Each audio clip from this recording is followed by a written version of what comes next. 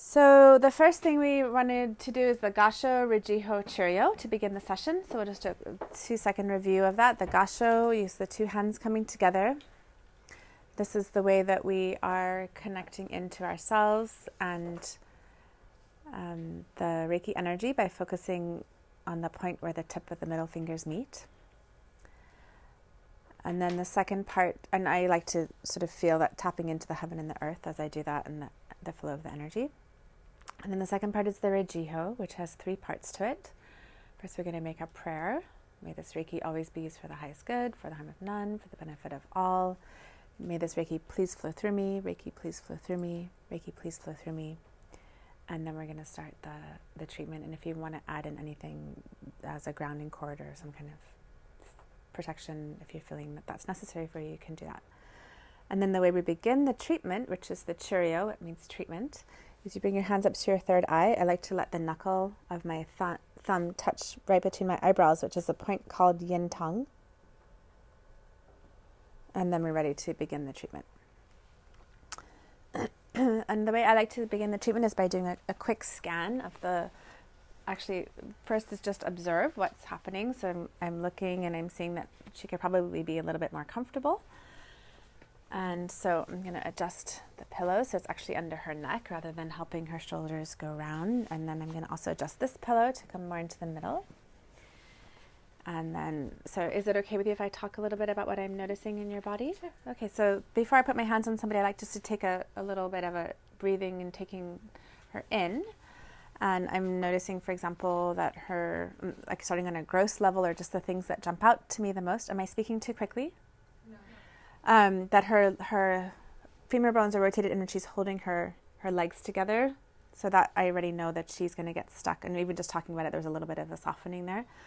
Yeah, so I'm just noting that, like I might or might not adjust it. I'm probably going to, because I can just feel how that's going to impede the flow of chi along her liver channel. So is it okay if I move your legs around? Okay, so I'm just going to let her. Goes, oh, okay, I feel more relaxed already. There you go. So, you know, that happens a lot, especially in women, when we're kind of taught to keep our legs together and be good girls, you know, that kind of whatever that was, that, you know, but we don't know anything about why that's happening. Like, it's just a common thing that I see in women. I rarely see that in men. And then I'm going to take, and I'm also noticing, for example, that one leg is longer and things like that. So those are all just things that I'm taking in. I don't need to adjust her whole situation or make her right or her body the right way. It's not the wrong way. It's just fine. But yeah, if I see something that's going to very obviously stop the flow of chi, I might adjust that, yeah, if it's so easily movable. And then I'm going to start by scanning the aura, and the way I like to do this is starting at the feet. This is a dual purpose. One of it is scanning the aura, and the other is by creating a sacred, safe space for healing. It's like an invocation that the session is beginning, and often when I do it, I'll notice that their breath deepens, you sort of like soften into the table. It's a way of initiating and marking the start of the ceremony of the healing. So I like to go first on one side, and I'm noticing, I might notice temperature, I might notice like a hole in the aura. We'll talk about that more in Reiki too. That could possibly feel like. I might notice sensation. I might just, you know, it's like I'm going with the contours of her body, and I'm going from feet to head, and I'm going like 1, 2, 3 sides. So those are the parts I have accessible and available for me. So sometimes I do that before I do the Gaso Rijiho part. But sometimes I'm just sitting here, so that happened that way. So I'm going to move my body over here, so people over there might want to move, and then Ash, if you can adjust that if you need to, because I'm going to move over here.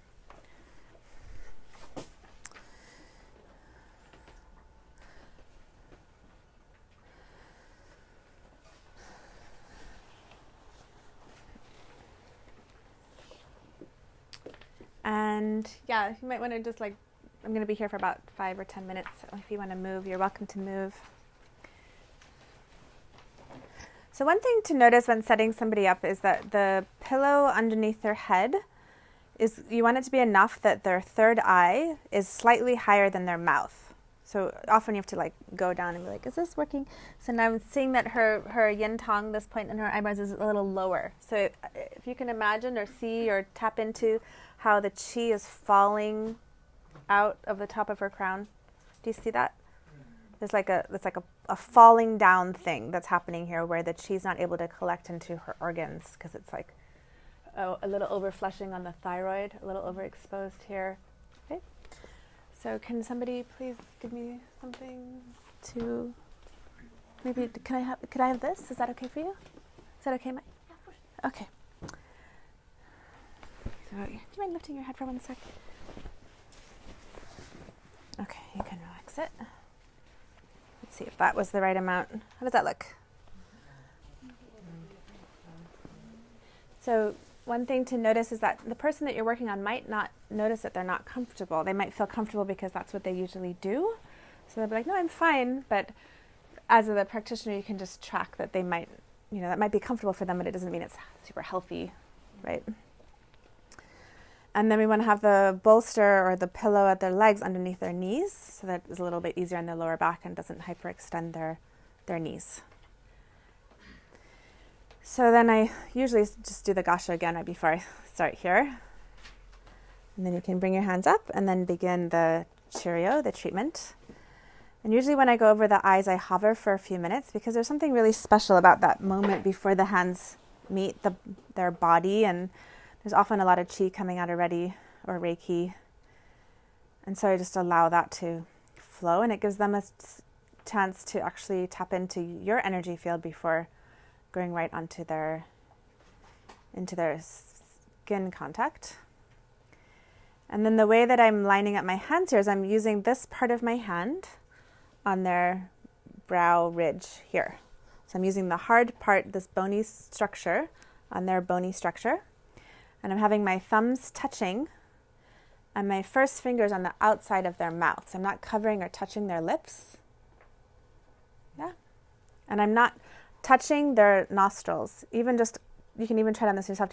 Even just touching there, it already feels a little bit suffocating. Mm-hmm. So you don't want to don't touch their nostrils. You can cup a little bit, have your first finger on the outside of their mouth, and then don't touch their nose. It's just not very fun, especially when you first are encountering somebody. And so I'm having mostly that pericardium 8 right over her eyeball. It's kind of where I'm aiming. So this helps people also if they're looking around, and there's by the way, there is a slideshow happening simultaneously just in case you want the multimedia experience. This helps people who are looking around a lot kind of close their eyes and just drop into their inner experience as opposed to being on the outside of like what's going to happen, what's happening. And this is more relevant for people if it's their first session or if they've just coming out of something that's a little bit shocking or they're maybe hypervigilant or whatever. And it helps calm and relax them. And it's great for that frontal headache, that happens on the front of the brain, the neocortex. So anything that we're touching, we're basically treating that area. So if it's over the eyes, we're treating the eyes. It's like really simple. You don't have to memorize anything about it. A lot of times when we're thinking too much, we get this thinking thing happening where the mind is leading. So this helps just soften that all right back to the back brain. And of course, we're treating the Ajna chakra, right? I don't even know if treating is the right word for a chakra, but we're playing with that area of the Ajna chakra, which can be issues related to vision, right? Headaches, sinuses. This is a really great position for any kind of sinus thing that's happening, including the invisible phlegm that can come in and mist the mind for people, especially when they've had excess of marijuana or these other kinds of substances that can confuse and mist the clarity of sight.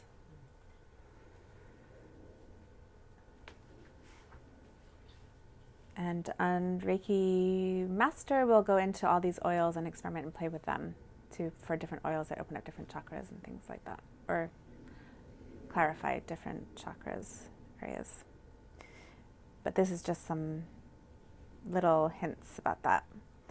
Then we go to the side of the head. This is going to work with balancing the left and right side of the brain.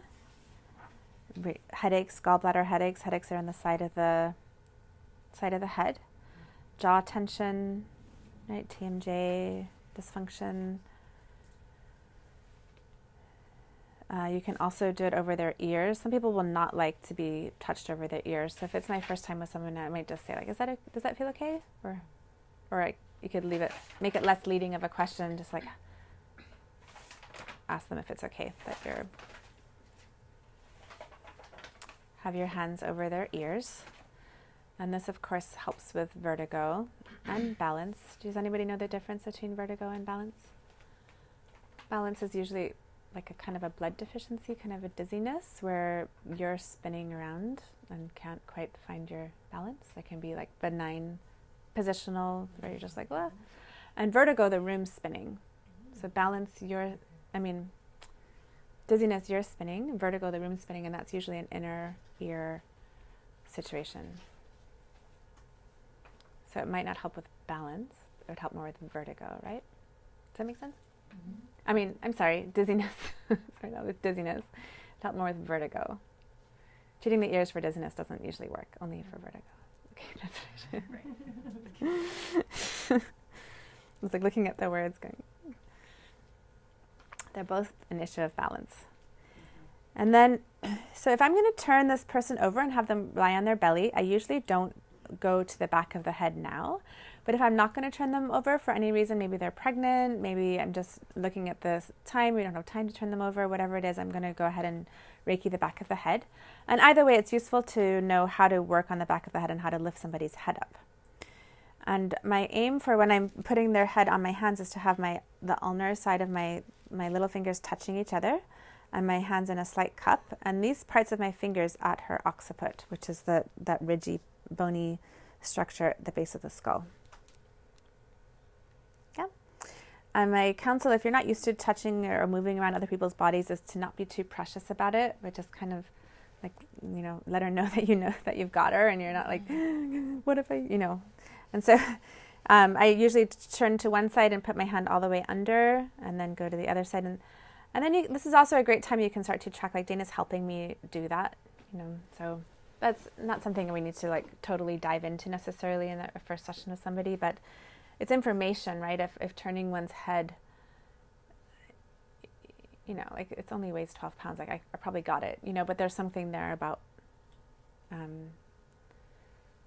it's just like having one's head manipulated that feels like you want to help or whatever that is. And often this can come much earlier when as babies our heads weren't held for long enough before the muscles developed. And then you'll often see people who have that, which isn't what I'm noticing in your head, but who will like lift up your head as soon as you start to give any kind of lift to it. They'll right away lift it. Like there's so much tension already in the neck that it's very hard for them to just totally, they're not used to that. They didn't grow as an infant with having that support enough. Maybe. That's just one possible scenario. And then as I have my hands back here, I like to give just a little bit of, not like traction necessarily, but a little bit of lift. So that if you put your hands under and they stay like this, then I'm blocking her throat chakra, right? So just making sure I get enough lift after doing that to let her have that spaciousness that the chi can flow from her head to her body.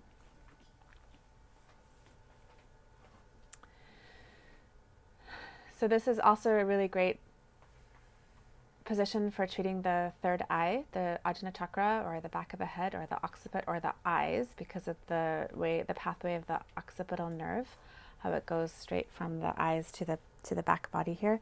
We often needle this point in acupuncture sessions to treat any kind of eye disorders. Can you guys hear me okay? I feel so odd talking. Okay. And if we, again, like we were talking about with the heart earlier, often when we're talking about the Ajna chakra or any chakra, we're really thinking about it. We often, popular culture is thinking about it in the front body.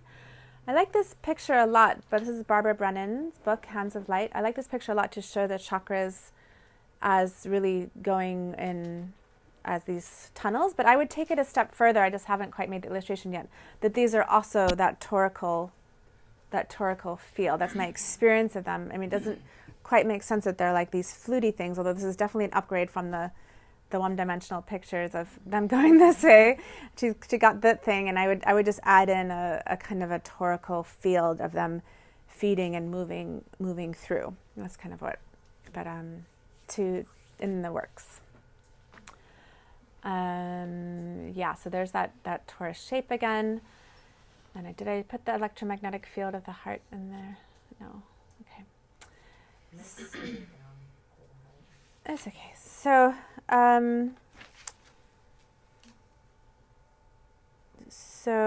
so this is very calming, and often what I like to do when I'm meditating or when I'm in a space of mindfulness in my own body is move, like widen the eye sockets and let the eyeballs feel really heavy and sink towards the back of the skull. You could just try that in your own body for a moment, but I feel like this hand position on the back of the neck helps that widening and sinking of the eyeballs to the back body a little bit. And in that way, and helping with that peripheral vision.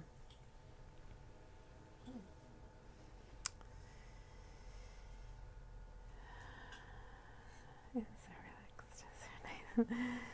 And then we go to the neck. So traditionally, what I've seen in most Reiki manuals is the neck position like this. I don't know if anybody is familiar with any of those, or you're just like, whatever, I don't even know what you're talking about.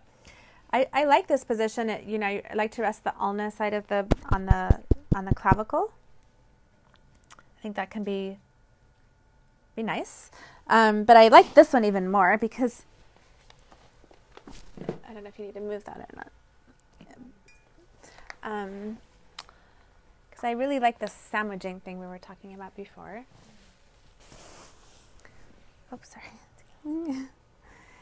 Which is to put one hand on the back of the neck like this, and you don't have to help me at all unless you really feel compelled, but otherwise I got this. And then the other hand on the front, and then I'm still resting it on the collarbones here, on her clavicle. And some people might have feelings about having their throat held like this, right? Mm-hmm. Like feelings about suffocation or maybe a past experience, either this life or another, of it's not necessarily very comfortable, and some people will really, really like it. So you can just track them. Like if you start to notice them breathing harder, like maybe they're not a person that I almost always will say before I put my hands on somebody for the first time, hey, if anything doesn't feel good, just let me know. It's totally not a problem. I can take my hands off. If something feels really good, I can stay longer. Just let me know how this is going for you. At any time you can say, that's enough. Like I really make sure to give a double consent in that way, so that it's really, really clear that they can do that. But I don't like to tiptoe too much in terms of like maybe possibly triggering somebody. I mean, I could trigger them because I look like their mother, or I don't look like their mother. It's like, I don't think it's really helpful to like try to avoid, that's like a kind of codependency, right? Where we just try to avoid making anyone uncomfortable ever. That's a lot of work and efforting. And this area really, most of the time, could really, really like the contact, and it's really great for the thyroid. I mean, this area is a huge area for connecting that mind and the body. So Marion Rosen, one of my dearest teachers, who's passed away now, but she would call these scalene muscles the lid muscles. This is like how we keep a lid on whatever's happening down here. And it's so common that I'll start working here, and then they'll start crying. Then the feelings will start to come up because they're not so much like clenching down. A lot of that jaw tightness also can be about not speaking the truth, not saying what's coming through. So this area is just so important. I feel like skipping it so you don't possibly trigger anybody doesn't make any sense. Like the trigger can, if you know how to hold that, it could be really helpful for them too, right? Is it working for you? Is it okay? So here, when I start to bring my hands from the back and the front, I'm starting to run energy between my hands, and that's why one of the reasons I really like it, I can start to feel the depth of more clearly of where there's stagnation in the body. And the way to get underneath someone's neck is point your fingers a little bit down as you're going. So it's like a scoop. And then one of the biggest things I see when people first start doing Reiki is they'll be like Reikiing like this. Like Reikiing the body like this. And it's like you want to just really get your hands on their body. So just notice. I just say that out loud because it's so common that people are Reikiing but not really this work is very intimate. Like we are touching another person's body. So let it be that. That's the nature of the work. It's a very intimate work. It's not sexual at all. Like please don't get confused. Don't get confused with that. But it is intimate. And if we tiptoe around that, we're not. It's just like weird. It's like, okay, well, I'm giving you Reiki, right? Go. It's okay to really make contact. It'll be more relaxing for everybody involved. Okay, so the throat, is there anything we need to say about the throat? We'll talk more about chakras in a couple weekends, but that's really like our expression, our creativity, right? Our voice, there's so much there, and including the thyroid, so also about metabolism, how much we can metabolize experiences that come in, which we come out. Yeah? Often if there's a chronic sore throat, it can actually be from a yin deficiency. People often think of that as like a cold or a dryness, exterior invasion, but that can also be, especially if it's worse at night, like a yin deficient kind of a thing. Okay, I'm trying to rock right along here. Do we need a little question break? Or a little question break? Anybody have any questions? Oh, can you give examples of what is a yin deficiency? Yeah, so in this case I was talking about a kidney yin deficiency, and it really depends on the organ. But a kidney yin deficiency can look like all of the most common menopausal type symptoms, like hot flashes, sleeping up at night, night sweats, irritability, that kind of thing. Yeah. Sore, dry throat, that's worse at night. Like anything that's worse at night is often a yin deficiency because that's the yin time of day or night. Yeah. I just had one question. When you were like going in on the neck and like the back, I don't know. I thought like a part of it was not touching people. Mm-hmm. So I wondered like, what if they didn't want you to touch them? Like, do you just hover? Like, or like, how would you do that? Like, I mean, first of all, if they don't want you to touch them, you don't touch them. Yeah. That's not even a question. That's clear. You always want consent. Yeah. It depends on your training. I would say, like, if that comes up, it's like, that's really interesting. I'm like, oh, that's really curious. If I felt like capable of holding that, you could, where I would go with it was like, oh, wow, okay, so that doesn't feel good. Can you tell me a little bit more about that? Or what are you noticing? Or how do you know that you don't want to be touched there? First of all, establishing that that's totally fine and like, great, thanks for letting me know. I really honor your boundaries. It's so helpful for you to let me know what they are. Like really, depending on how much they need that. They might not need that. They might just be like clear and not a problem. And then you could do an experiment, like, oh, okay, so would you be willing to experiment with that a little bit? Like, if I hold my hand out here, like, does that feel okay? Or how close can I get? Like you could sort of, otherwise you can hover, but that might also not be okay for them. Yeah. Yeah. When you're doing this, are you still kind of focusing on like channeling energy, or are you just like focusing on them, or like? Yeah, great question. So I would say the same thing that we talked about yesterday, which is instead of focusing on anything, just opening up to experiencing. You got to really stay with that focus here, especially as you get into touching other people's bodies, which is like so complicated. There's like so much happening. So just opening up to yourself to like, what is happening? Okay, I'm noticing them hotness. I'm noticing cold. Like I'm noticing their breath change. I'm noticing my breath change. Like whatever. Just start to really track all the things. And those categories of experience that I've been kind of touching in and out of could be what you see, right, on their bodies. It could be what you're tracking in terms of your own body. Like, oh, I notice my breath is deeper. I notice I'm feeling more relaxed. I notice I'm feeling tight. I actually need to shift my position. Or I notice I'm feeling sad. Or I'm noticing that, it could be sounds. Like you might start to hear, first of all, just what's in the room and what's happening right there. Or you might just hear other kinds of messages, which at this stage, probably for most people here, I would say not to say them out loud necessarily, just take them in, like just tracking what's happening. Oops, sorry. And then You could also see colors, right? You could start to track how much, the quantity or the quality of the energy coming through. Yeah, lots of different things. There's so many things to track. There's so many categories of things to track. Like, there's no lack of interesting things happening at any moment all the time. And when you take the notes on your sheet, do you usually like do that at the end, or do you have it like by you while you're No, doing it? I did at the end, after, usually after they leave. Or at the beginning before they get on the table, and then after they leave. Yeah. Okay, if you go back in to cut. Back in. All right, so then I like to go, the next position would technically be, doing the lungs, the top of the lungs. This is lung 1 here, which is just below here, so we can treat any kind of acute lung ailment. For things that are more chronic, I recommend treating the back of the lungs. We have a saying in Chinese medicine that the back is thin as ice and the front is deep as a well. So generally speaking, the points in the front of the body are much deeper. It takes a little longer to get things through. So the front of the body is really great for acute and the back of the body for chronic. So acute means things that have just started in the last little bit, like it just happened. And chronic is things that people are working with for often many years or for a longer amount of time. Exactly when something moves from acute to chronic is not an exact science. It's just, there's different stages. Like it could be in the yin wei level where things start to deepen into a deeper chronic level. But that's beyond the scope of what we're going to dive into. So you can do the front of the body. I'm just going to go through like this for the lungs, which is fine. This is obviously going to help any kind of tightness in the pecs. For anyone who's been like heartache, heartbreak, this kind of protection, people who are have had to defend themselves in their lives and in all the different ways, you'll often see this roundness here of the shoulders, or a bracing, frozen quality from that.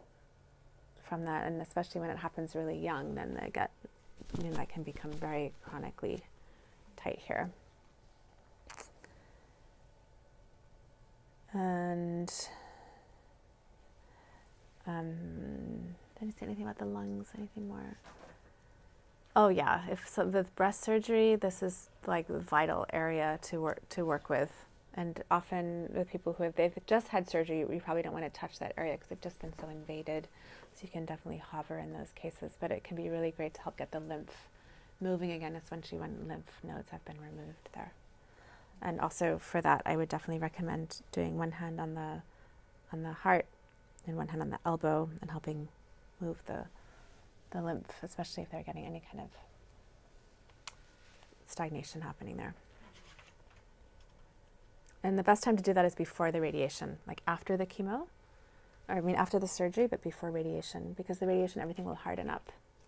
It'll be very difficult after radiation to get the lymph to keep moving after that. Okay, so then the heart you can do either, did I say enough about that? Yeah, there's those points, kidney 27. So you can actually treat the kidneys very well, especially for a cortisol repair underneath the collarbones. That helps people really soften and relax there when they've had a lot of adrenal fatigue. And then the lung one is that point I told you about for the lungs. Okay. And so with the heart, you could do this kind of T shape. Some people like that a lot. You can do it like this. Depends a lot on the size of your hands and the size of their body, and if you're working on a woman, the size of her breasts, if she still has them.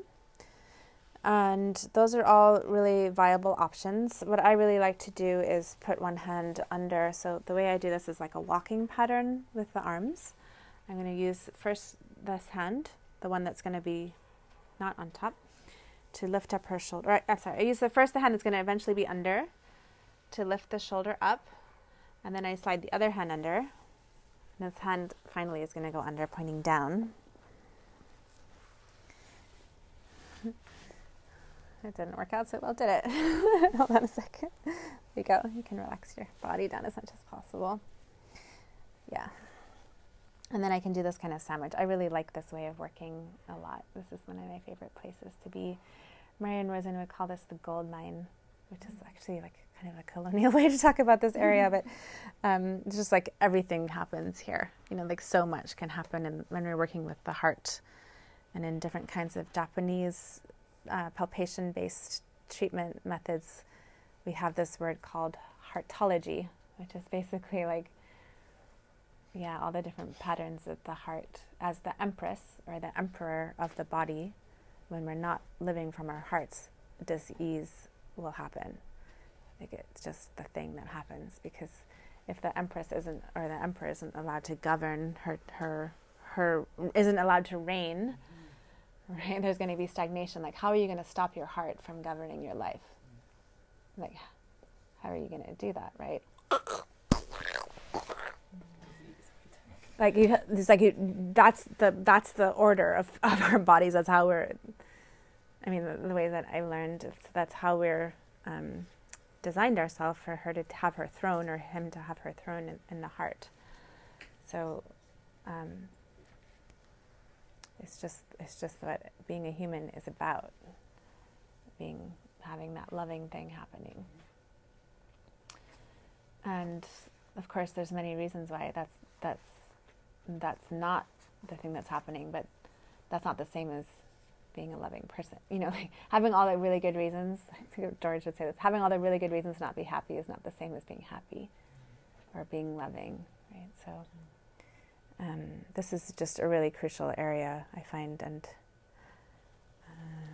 it's rare. I have met a few people who say that they've never had their heart broken. You know, I have met people like that in my practice, and I'm so curious. I'm like, what's your life like? Like, tell me more. Like, you're in your third. I just so fascinated. You know, like, what is that like for you?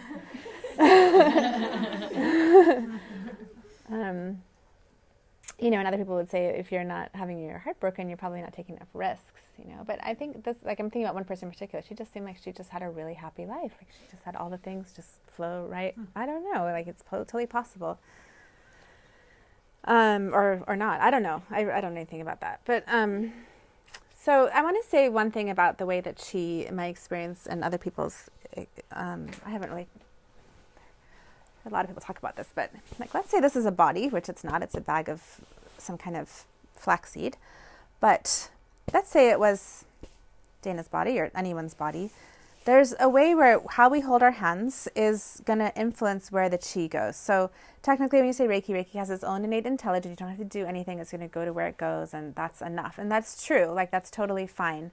I have this way where I really like to, like, with the chi. Like, it's just something that it's just coming through me. It's the way I like to work. And I think anyone who's had a session with me kind of knows what I'm talking about, because I try not to do it, but it's just like it just happens. But it's a way where, one thing is following the chi, like I'm counseling everyone to do, just follow it, hold it, listen to it, pay attention. But I do know that sometimes you can get sort of like those, Marian Rosen would call them dead fish hands, you know, where you've got someone's hands on you. Sorry, I apologize in advance. And they're just like really collapsed.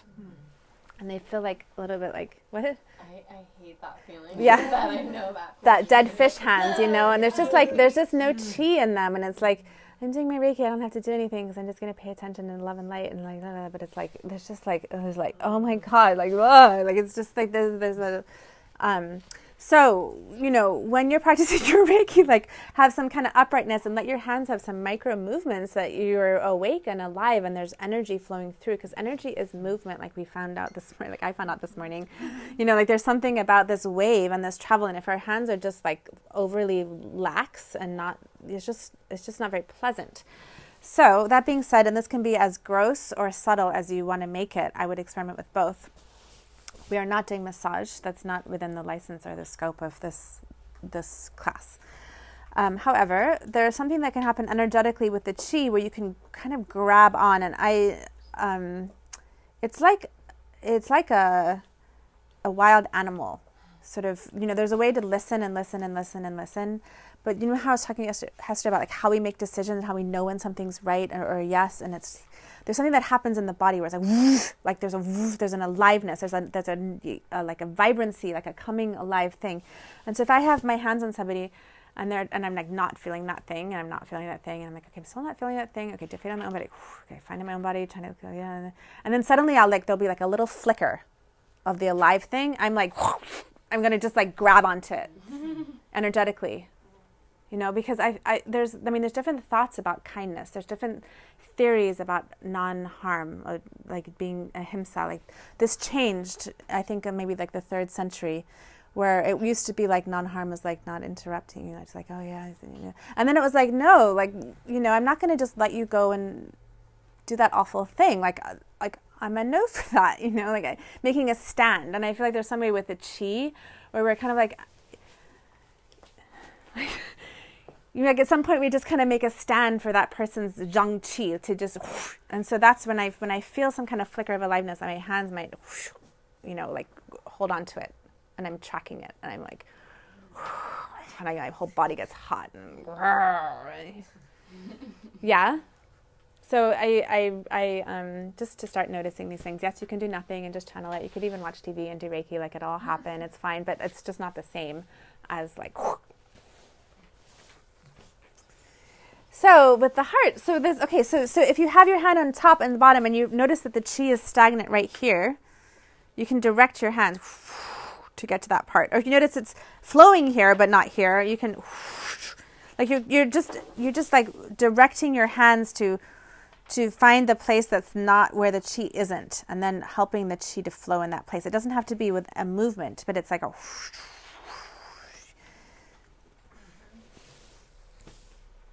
so that's why I like the sandwiching so much, because I can feel in between. I can feel where the chi isn't moving, and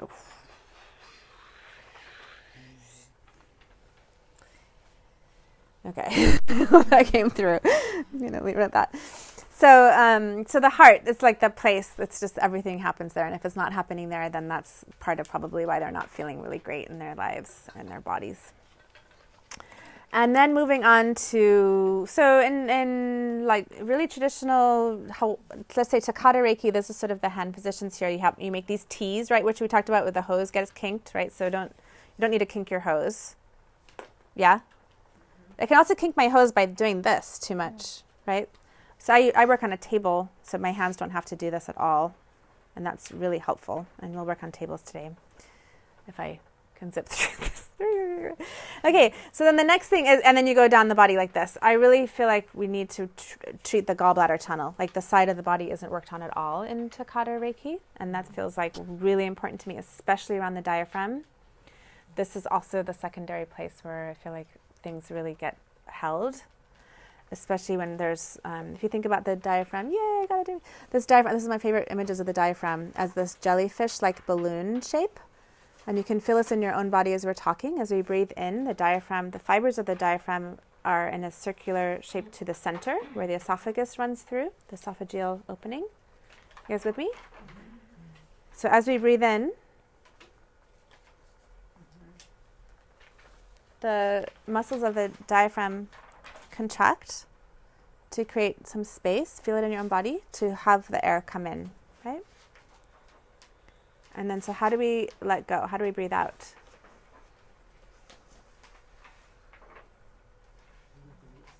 You have to release. It's the only way to breathe out, is to stop doing something. So we breathe in by contracting, and then we breathe out by stopping contracting. So what happens when we have an experience of right, startle, or not trusting that there's going to be more air if we let go, or there's many things that they can cause us to make ourselves smaller in some way around our this place. But then these fibers don't relax all the way, just like a chronic tight shoulder. They just like get used to this, and then it's like, and they just, so that can happen in your diaphragm. And then we start to use auxiliary muscles, like intercostal muscles, to start to breathe, to assist the breath, right? If we go somewhere and they're like, you're not breathing very deeply, go ahead and breathe deeper. And then what do? Contract more to breathe deeper. So now I'm going to start using auxiliary muscles and contract my diaphragm more to get more breath in, because I'm not breathing deep enough. So, do you get what I'm talking about? Does this make sense? So it's not really helpful to breathe to do more in order to breathe deeper. The only way we can really breathe deeper is by stopping doing the thing that we've been doing. So it's like grace. And then the main part of that is really tracking how we're doing ourselves, what we're doing in our bodies. Like, it doesn't come from knowing that we should be breathing deeper and then trying to breathe deeper. It comes from being like, oh, I'm doing this thing, so how can I just do something else? Like, how can I soften? And then inevitably, usually a lot will happen with that letting go. But one of the most amazing ways I find is the Reiki. I think Reiki is really effective in working with the diaphragm and simply holding the diaphragm around, especially on the sides. And you can see sometimes, especially in really thin people, you'll actually see a dent in the ribs. I see it more often in men than I do in women, but a dent, a pulling in. The diaphragm is so chronically tight that there's actually a dent in the rib basket. Has anybody seen that? Yeah. Right? Yeah. And unfortunately, a lot of women, I mean, I think unfortunately, their bra line is right there. And so often that'll also really assist in tightening that area. So I think the diaphragm is an amazing connection between the conscious and the subconscious mind, right? It's the only muscle that we have we can do it, and we can be asleep and it'll still be doing the thing. It's the bridge, muscular bridge between our conscious mind and our subconscious. So it's a super, really, really juicy, wonderful place to work. You could spend easily an entire session or 5 or 10 on the diaphragm. There's like so much going on there.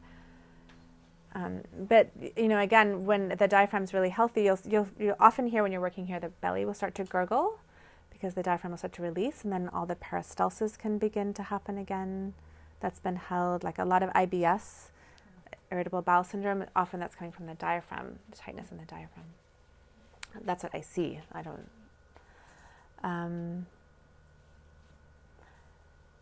Yeah, I could go on about that, but I'm gonna keep moving through to the belly. I love the organs, they're so fun. So we have the liver here, right? The spleen, pancreas. Here we have in the deep layer, we have the ascending colon, transcending colon, descending colon. So this is where we have like all the crap that we don't know about, undigested, right? Moving over to the stuff we know about, but we don't really want anyone to see. All that crap that we just want to, like, this is like there's a spectrum moving along the large intestine of different kinds of consciousness and unconscious material that can move through. And you know that thing where you put your hands on someone's belly and they go like that? That's the small intestine. It's super shy. It doesn't like to be startled at all. It's like it's just like doing it. It's like, you come along, you're like, oh, hi. It's like, I'm busy doing my thing. So the small intestine is really, really shy. So when you go to put your hands on your belly, be really gentle if you want to not have the small intestine go into its turtle cave. If you want to actually work with it, you have to just like coming over to small intestine energetically, whatever it is, like let it know, hey, I'm on my way, here I come, yeah, hi, there I am. And then the small intestine being that super shy organ, it just likes these like tiny little movements. It's like little, like really shy. And then there it goes. So that's how I work. That's the small intestine. So someone's specifically complaining of any kind of abdominal thing like IBS or constipation or whatever the thing is, stomach ache or bloatingness or anything like that, then I might just go right to the belly, right where the navel is in the middle. This is where we first have all of our nourishment and radiating out. So the whole body can be seen in the navel. There's a few different diagnostic methods, especially Chinate Sung, which looks just at the navel to diagnose the whole body. And we know when the body's unwinding its tension by looking at the navel, and it'll literally like go back to, and we can diagnose that way. Like we'll look at the navel, we're like, oh, if I went like that, then now it's like not creased and wrinkly in a strange place. Do you know what I mean? So we're like, now we know like, oh, I'll put a needle like that, and then the navel will just sort of even out as a way to help the fascia, or work in other places and start and tracking if the navel is starting to become more evened out. So just really clearly, the map is not the territory, right? We have maps. We like, I don't think it's helpful when someone comes in and like, my belly hurts. I'm like, oh, you're having trouble adjusting life, aren't you? You know, like these are just ideas, and they're not the experience. It's much more valuable someone else's experience of their bodies. And that's also an educational piece that we often have to come up with. People be like, well, what do you see? What do you see? Well, my psychic told me this, and my acupuncturist told me this, and my dad thinks this about me, and you know, and it's like, well, what do you know, what's your experience of yourself? Like, we're all trying to become more of our own beings. Like, I'm not trying to become Mother Teresa, I'm trying to be Bronwyn. Do you know what I mean? Like, we're all wanting to find that divine spark that is us, and nobody in here knows anything about what it is like to be me. Only I am the authority on that. And it's the same for them. Like, I don't know how you are going to do you more, you know, like you're doing great. So, you know what I mean? Like, just really allowing that, their expression and experience of themselves to be primary and transformational, because my thoughts and feelings and preferences about their body are not the same as them transforming into the next level of who they are. Does that make sense?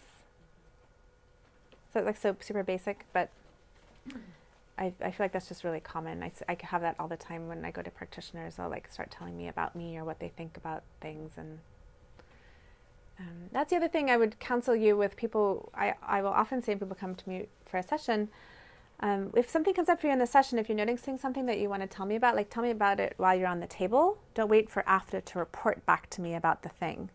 Because reporting about it is not where the transformation happens. That's talking about something in the past. Yeah, which is not, the transformation rarely happens when that's happening. It's kind of like, yeah, it's just like your thoughts about the past. It's nothing to do with like your present moment healing. Yeah, most of the time. So when something's happening, and then people will do that after they'll get off the table, and they'll be like, well, I noticed this when you did that, and then this happened, and then I saw this color, and it's just like, it's like a laundry list, like it doesn't have any juice behind it. And then the color turned to purple, and then my knee started twitching, and then I noticed, and I'm like, wow, you remembered all that. And like, okay, great. Well, what did you think? You know, what did I think? I don't remember what I thought. Okay, hold on. You know, it's just like, there's no transformation. The transformation happens in the present moment. Okay, and then I go down over here to working on, you can work, if there's a UTI, you can work directly on the bladder, or if somebody's pregnant or wanting to get pregnant, this is really helpful to work on the uterus. Remember, the uterus is quite low if somebody's not pregnant, and then it goes up really high and big. So you got to get kind of low. Like if you try to treat the uterus up here, it's not going to be so effective. I mean, it will, because the Reiki goes wherever it's needed. But if you want to really work on the uterus, like if someone's trying getting an implant, about to get pregnant, like just like give that uterus the juice. You know, it's like one of the funnest things ever. It's like you just like bring all the blood and the chi and the thing. I mean, you're not doing it, but it's a really nice. I love doing fertility treatments, and they're so effective. They're so effective, so effective. So, and remember that sometimes people come in for infertility treatment and they're not infertile. Do you know what I'm talking about? Mm-hmm. Like, oh, I'm okay. Well, they say like, I wanna have a baby, but I need treatments for fertility. Oh, well, how long have you been trying to get pregnant? Oh, I haven't started yet. You know, no, but this is actually super common. This is super common, right? Or, well, I just started last month. Okay, well, you keeping track of your cycle? Oh, no. Like, so technically, in Western medicine, 6 months before, for 6 months of trying with tracking one cycle before you can be classified as that, you know. So often when people come in, what they're complaining about isn't what's actually happening. So then I'm going to look and be like, right on the chart, like anxiety, right. Not infertility. You know what I mean? Like that's a different kind of a thing. Or even more common, you know, just in terms of tapping into the cycle, is women will come in and say like, oh, I'm really emotional around my period. I need treatment for that. Okay. That's very common. I hear that a lot. So, I mean, my first response is like, great, you have a really healthy liver and you have feelings and you happen to notice them before your cycle, and you notice that you don't actually like cleaning the house and cooking breakfast and driving the kids to school and like not having anything to do for yourself, and like once a month you actually notice that this isn't really working out for you and you want to make a change, but you're treating that as a pathology that you need treatment for because the rest of the month you're fine with it, right? So like we have to kind of like really, we have to really like take in like what are people reporting to us as being the problem, and like what's really going on. Like it's not always, we don't want to just always treat people for what they think is the problem. Does that make sense? I mean, yeah. I mean, I don't either, but I just like keeping a big. I'm just throwing out those two examples as because there's many others and they're really common. But okay, so oh yeah, the IUD thing can often be a thing. I think that's so. We think about it as metal insulting the uterus, so it's treatable, but the best treatment is taking out the IUD to stop the metal insulting the uterus, but that's not always working for somebody's lifestyle or current configuration. But anyway, so then we have the knees. If I'm going to work on the knees in and of themselves, I'm just kind of going through this because I want to make sure we have time for you all to actually work. But we can treat the knees like this, or we can treat the knees one at a time if we're not going to turn them over like this. Generally, when we're working on a joint, meaning there's no such thing as a hinge joint. That's not really true. A joint where when you have like basically the elbows and the knees, and you have this patella. It seems like when we go in the front of the knees, it's often really cold, and one could ask, well, why is it cold? And I don't really know the answer to that, but I just noticed that it often will take the Reiki a lot longer to go in through the knees from the front, or the elbows from the. Isn't that interesting? We see the back of the elbow, but the front of the knees. Mm-hmm. Well, that's part of the anatomical position thing, right? Because if we line up our thumbs with our this is anatomical neutral in Chinese medicine, because the thumbs are with the big toe, right? Anyway, so I think it's actually therapeutic, though. I used to say, so treat them from the back because the Reiki goes in easier. But now I'm thinking, no, treat them from that side too, because that's where the chi is deficient. And so by Reiking the top, then they can warm up through the patella, which is often where the pain is. It's like really deep behind the kneecap patella. If someone is specifically having more of a chi stagnation type symptoms, where they have distension, because the chi's full and it's not moving through, or cold hands and feet, or irritability or pain that moves around the body, you can do a head to flow body treatment. So you might have one hand on the heart, for example, and one hand on the arm. So I'm moving the chi, or the Reiki's going then between my hands. So one hand on my heart, one on the elbow, right? Or hand on the belly, one hand on the knee, one hand on the thigh, one hand on the calf. Does that make sense? So now I'm spreading my hands out to help the chi move. Yeah? Just kind of different examples. Let me do a quick check-in with the room. How's it going as far as sitting? We've been sitting for an hour. How are you feeling? What's happening in this space? I want to leave some room for treating each other. So I'm thinking to maybe wrap this up. I was going to do a back treatment too, but I've been talking a lot. And does anybody feel willing or have a feeling about it enough that they want to give feedback about whether we continue for a few more minutes or go transition into a treatment?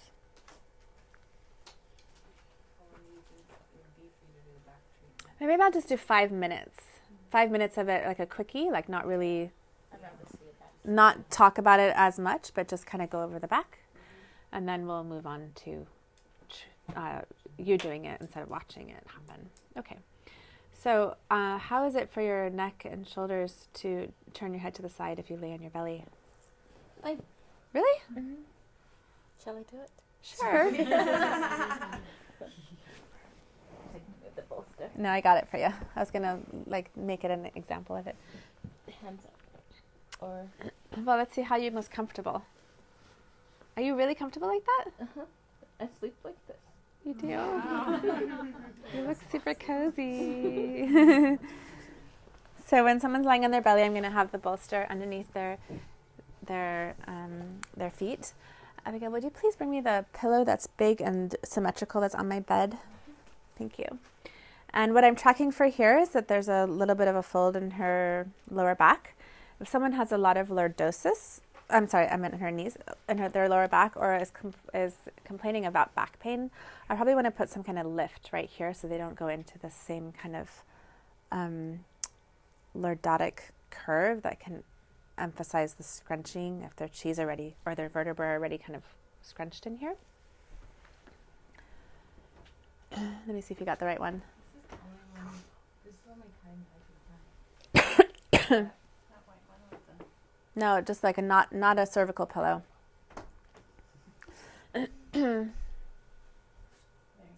Yeah. So another really, really lovely way to set somebody up on their belly is to have this pillow like this and have their head falling off the edge like that. This is less, if someone has really big breasts, this is less comfortable. But if they don't and they just more have like a tight neck, this can be really quite lovely. And you can also, and that helps with this lower back thing because then they have a little lift here. Most people really like this. Some people started sleeping like this when I first showed them that setup. And you can also use a face cradle. I prefer not to use a face cradle because people often will then get really snotty and phlegmy. And also I can't really see them and track them quite as easily or talk to them, or I don't know. I just like the intimacy of them being able to open their eyes and see me, and it just feels like different than sort of having me do something to them. And a face cradle has that kind of like spa, like, okay, serve me kind of feeling. I don't know, just probably shouldn't have said that out loud, but sometimes things just torrent out. So the back of the neck, you could do it like this. If she was going in a face cradle, I would just do it like that. But otherwise, I can do it like this. And back of the neck is super, super crucial. It's usually skipped in Takata Reiki practices, but I feel like it's just, there's few places that we hold more attention than in our necks, At least I do. And then you can go from the top of the body to the bottom. So again, rather than doing it really in a line with your hands, you can keep your hose open. So that might mean that they're not exactly... Does that make sense? You guys with me? Okay. And then as I walk down the back, I'm going to use a walking motion. So I'm going to switch my hands around as I go. So my body has less tension in it. Yeah? Clear? You can also specifically treat the tailbone if you want to. I've seen it in books like this, but that's not very comfortable. Unless I shift my body that way, right? Then I can get more comfortable that way. So you might move your body around depending on what you're treating. And I recommend moving your body at least between every hand position. So I might swivel my hips as I go.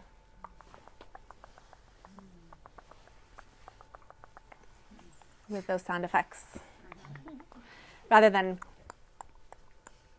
right, just a very, very different experience than, yeah. Yeah. I just have one question. When you treated the neck from this side, you're not going under. You don't have to, or is that? It's not comfortable usually, yeah, because it's just like you can't really have enough. You could try it. I've never tried that. I'll try it. Oh, it's lovely. Okay. How's that for you? That feels even more strangly, though, for sure. But how does it for you? Kind of strangling. Yeah, it's strangly. I'm like, it feels a little creepy for some reason. It's a little creepy. Okay, so yeah, ankles. Yeah, is that clear? And don't forget the arms. I don't always have a pulse on what's really obvious and what's not obvious. I'm just trying to say things so that some people might be like, oh, got it. Okay, and then I like to do the feet. So the feet you could really spend 3 or 4 minutes or 5 minutes on, especially if someone's fallen asleep during the treatment or asleep. It's usually not asleep, but I go to the feet. And when someone's on a table, this is a lot easier. I'll often crouch down below the table and Reiki like this. And if they're down here, it gets a little trickier. Like, how do you do that? It's like, okay, how about like this? To keep the chi flowing, yeah? If someone's having like a manic episode, the heel's crucial. Like if they're like, I just can't calm down, I'm anxious, I can't sleep, like get the heels. That's just really nice. Heels, kidney, back of the neck. Those are the key ones. And you'll often feel, I just want to say one more thing about the kidneys. You may feel as you start to work in the kidneys, the adrenals, which are those small organs above the kidneys, just drop down, especially if someone's in a cortisol drive mode. So this is just lovely for anyone who's in adrenal zone. You could stay here a long time, and you can also do one hand on the back of the neck and one on the kidneys. But I really like having two hands on the kidneys a lot. Okay, so when you're done with the session, you can take you can brush the aura. So your feet are the last thing, yeah? And that helps. And if someone's like totally gone, like in terms of sleep wise, I might just like massage just kind of help them wake up. If you didn't have any sound instruments or anything like that, that's helpful. And then at the end, you can brush down the aura. I like to do it 3 times. John, can you just move back a tiny bit? So I don't want to brush like that way, actually. Thank you. I'm going to brush the aura down. I always hold my breath. I don't know why. It's just like the thing I do. So, and you can do it with your hands. You can take a feather also and do it with a feather. I usually use my fans when I'm brushing down, but your hands work great too. I won't have to show you the fan. And then you can seal it up again. This is like the Band-Aid. You just did psychic surgery, right? So now you're going to just seal up their whole system at the end. Step away, put my hands together. I'm going to make a prayer for their life. And this isn't like, for me, it's not a thing out loud like, well, I really hope they, figure out what to do about it. It's not that kind of prayer. It's just like a general, just like well-wishing, like bless this person up, God, like just kind of prayer. And then you can go wash your hands, say goodbye, whatever the thing is that's happening.